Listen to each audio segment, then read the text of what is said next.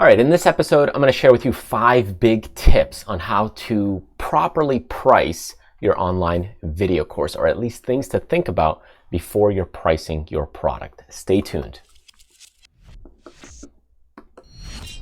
All right, so if you've got a video course that you're looking to launch, create, and get going in the marketplace, you're probably wondering, well, how much do I price it for? And in this episode, we're going to take a look at a couple of different pricing things that you want to think about as you're going through figuring out what price you should charge for your online video course. Now, I've made a handful of different courses over the years, so I've played a lot with different pricings. Ultimately, figuring out and playing with prices is kind of the best way to truly figure things out and doing them over and over again. And then you really understand your market. So you can see all these different courses I've made for my Traders Fly business. And then here on Backstage Income, you can see we've got a handful of courses as well with some more in development.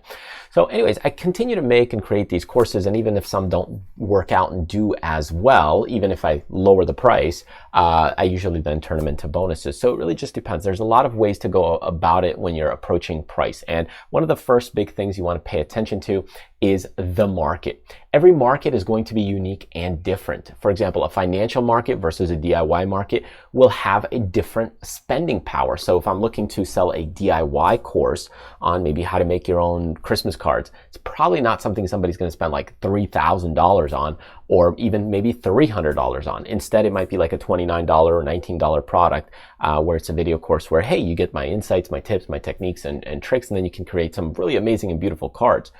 However, when you're looking at the financial market space, like let's say I'm teaching people about investing and building a business, all of a sudden that has some sustainability because the return on investment as they build a business out in the future can now be actually much more viable, and it's worth it for them to spend a little extra money to get something a return later on down the road.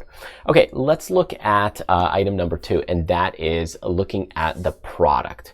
Okay, so it also depends on the type of product. Yes, we're talking about video courses or online video courses, but just compare it for a second. If you're selling an ebook, it's often going to be valued a bit lower than an online course. Now, that doesn't mean the ebook is going to have, bad information or insight. In fact, the information might be much more valuable, but just the medium or the format or the delivery can make it seem much more valuable if you have an online video course.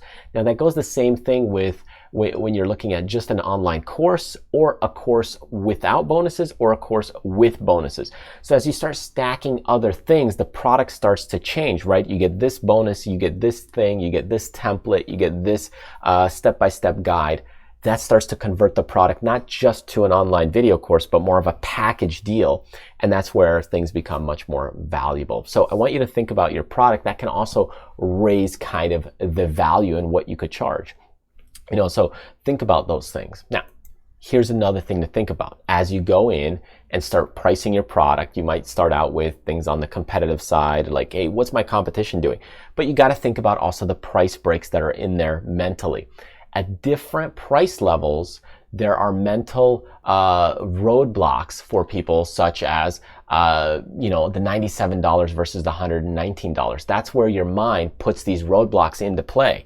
So if you're selling a product and you want to sell like $119, it might be better to go to $149 or $197 rather than doing $119, because you probably would have got a lot more sales at $97 than $119, because our mind just switches a little trigger there to be able to go kind of to that next level or go a level lower, because we kind of start categorizing based on price. And you have to be really conscious of this as you're pricing your product. I'm not saying you can't test these other price levels out, but people do have these mental kind of roadblocks in play.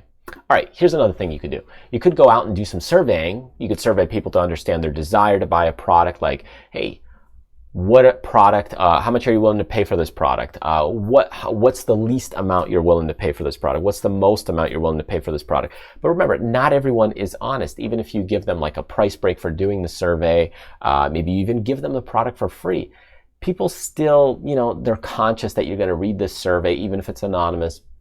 They might not be truly honest and transparent. Even then, people's actions aren't always in line with what they tell you, right? If somebody says they're going to show up to dinner for you at 6, sometimes they show up at 6:20. I was late, I was doing stuff, you know. So people aren't always in line with what they're actually doing versus what they say they're going to do. And the same thing goes here, that if you're doing a survey, yeah, it's nice to get a survey and insight, and but it's truly not always 100% guaranteed that that's going to really make things happen for you. So be wary of these things, and you could take it with a grain of salt and say, hey, yeah, I get some insight, but that doesn't mean you have to really do it and go for it.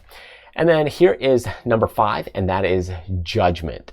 If your product price is too low or too high, people will judge the price of it. So if your product, you know, you're pricing something that's, let's say, a huge mastermind group, and you're pricing it for $19, people are going to say, it's probably not a very good mastermind. On the other hand, it's probably like $50,000. They're going to say, oh yeah, he's just trying to milk me, and it's maybe overpriced. So you got to find these different price levels where, hey, what's a sweet spot where you're not overly judged one way or the other? You will be judged regardless of what the price is. Even if you make a product that's a good deal, you know, solid, let's say $97 for a course, and you've got like 20 videos, it's super in depth, it's good for the value, for the market, whatever.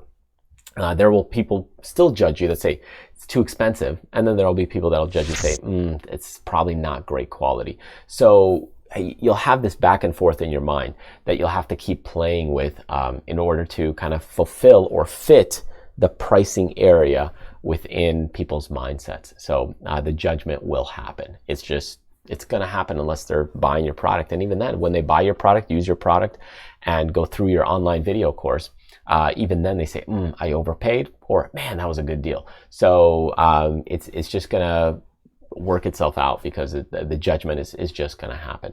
So anyways, I hope these tips help you to give you some thoughts and insights about pricing your product. Now, where can you start? You could start with maybe just the competition, seeing where they're at. But you'll have to do some A/B comparisons. Try a product out for, 3 months, 1 month, 2 weeks, and see how it does at a certain price level. Then bump it up and change it around, or vice versa. Bump it down, offer a coupon, add some bonuses, and you'll be able to play with it. You could do these things time and time again for years to come, or of course you could move on and create another product and play with the pricing over in that area. So really, it's just a matter of what you have more time of and what you want to do. Do you want to make another product, or do you want to play with the pricing? But at the beginning, think of these things before pricing out your product, so that way you can say, hey, I'm in alignment, those things are good, you've thought them through, and that way you kind of at least positioned yourself fairly well in the pricing world of your industry, your market, and your category. Thanks for joining me. Hope you join me on my website and grab some great freebies that I have there as well. All right, I'll see you in the next video and episode, and check the links in the descriptions to get all the links for live events, courses, and other products that I have.